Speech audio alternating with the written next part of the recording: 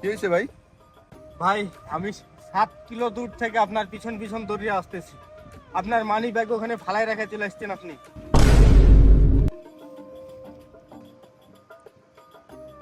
ধন্যবাদ ভাই, অনেক অনেক ধন্যবাদ। আসলে আমার মানি ব্যাগটা পাইতাছি না। দেন দেন, আমার মানি ব্যাগটা দেন। মানি ব্যাগ তো ওখানেই রেখে চলে আসছি, আপনি ওখানে যেয়ে নিয়েছেন। जाने वफा तुझको क्या दे